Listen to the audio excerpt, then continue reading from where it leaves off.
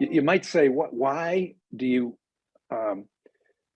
want to concentrate on supply chain and healthcare? You know, there's much better ways to spend your money. But if you think about it, if you take a look at what other industries do, things, manufacturing, construction, the military, they spend billions of dollars in developing their supply chain process. And and if you compare it to what we've been able to find over the past several years in healthcare, it's pennies on the dollars that are spent in an industry that is arguably much more complex than most of those are. And there's great benefit that's related to that. And so I'm going to talk for just a second about just some of the mundane things, but the things that I think are important related to why it's important as an administrator or in a management position within a healthcare organization to pay attention to the supply chain. Because what it is, it's taking a look at looking at the healthcare organization as a business and taking into account efficient planning, organization, the coordination of the movement of goods and services from its origin to the end consumption, putting in place things such as efficient procurement to pay systems to make sure that if you put all this effort into getting your arms around what the activity is, that you are actually paying for what it is you bought, and making sure it's compliant with the contracts and such that you might put in place. When going back to the example with UPMC, what we did is we that's exactly what we did. We got our arms around the activity of, at the time, I think when I left there, we had 19 hospitals and hundreds of businesses. And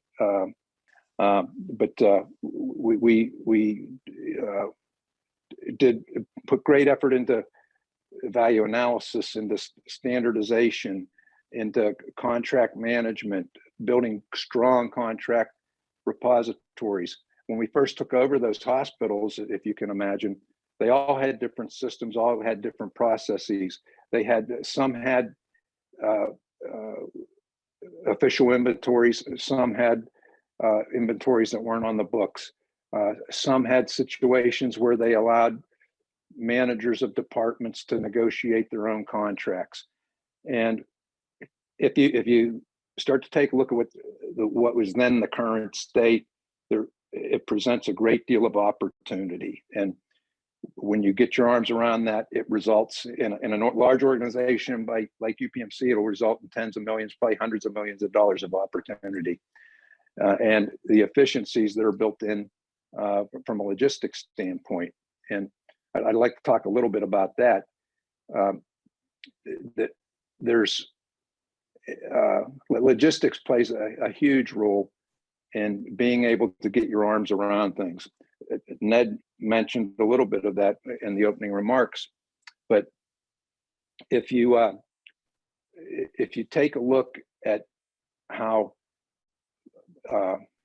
items and I would like to refer to it as boxes move through an organization and who touches those boxes.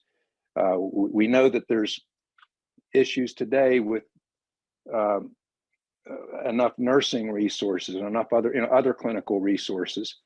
And if you have those folks tied up with doing mundane tasks related to moving supplies around, it's a pretty expensive way of doing it, and it takes away from what your real goal is, to provide quality patient care to the patients. And so your ability to again get your arms around the logistics, the detailing processes, planning and coordinating complex activities in a timely, safe, and reliable way is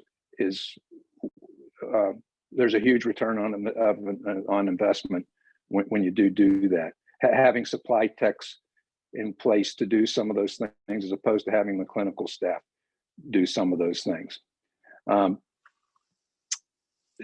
Other benefits, you increase the product value of reducing both the cost and amount of time spent moving materials from one point to another. A good logistics foundation put in place can facilitate, safe, timely, cost-effective, and reliable delivery of goods.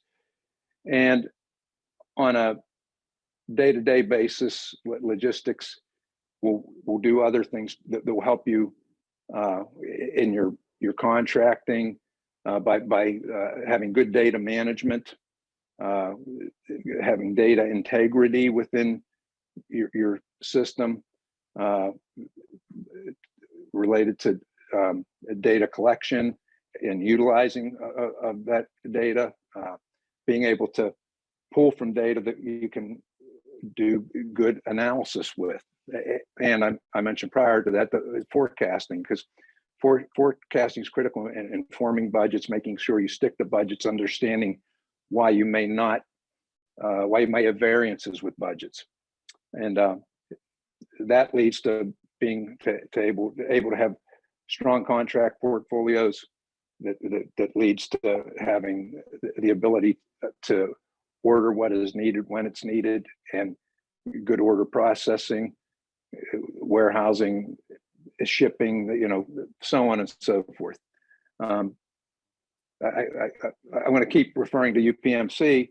At UPMC, one thing we found as we started to see all the different components that were coming into place that needed to be leveraged and put into a standard form and consolidated, was the opportunity to move away from traditional ways of distribution. So we built our own distribution center because we had the volume to do that. We had the skill sets to do that.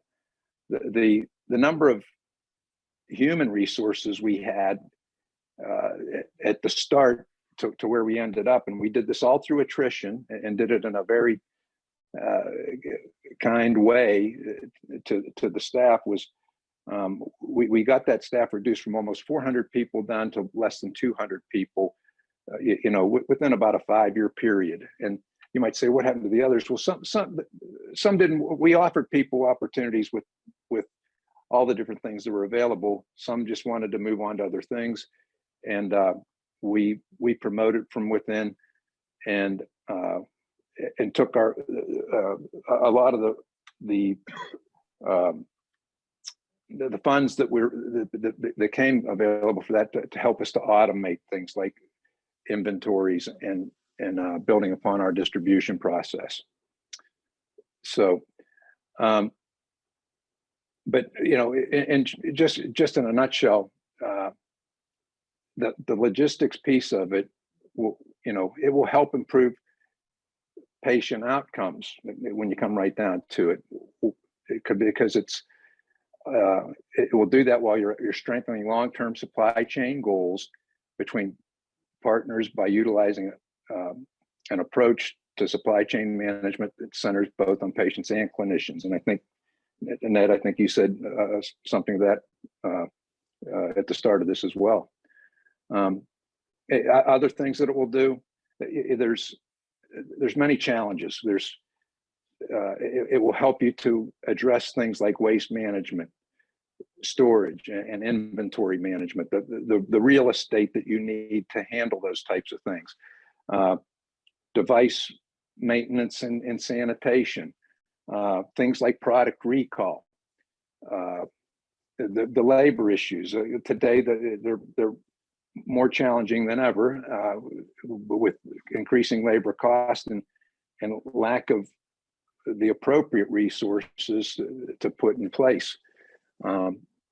And last but not least is, manual procedures that are frustrating to clinicians that have to be carried out because you may not have the right processes or right supply chain functions in place. And I will tell you, we've seen situations in the work we do where we go into organizations where we've seen as close to doing time studies where we see nurses and clinicians doing spending almost 50% of their time on tasks that are related to supply chain that a supply chain technician could be handling. And I mean, that's not the rule, but we've seen that. And we've any place we've had the opportunity to go and dig into that hasn't spent the time or hired the right folks to come in and build a strong, effective supply chain, we'll see those types of things.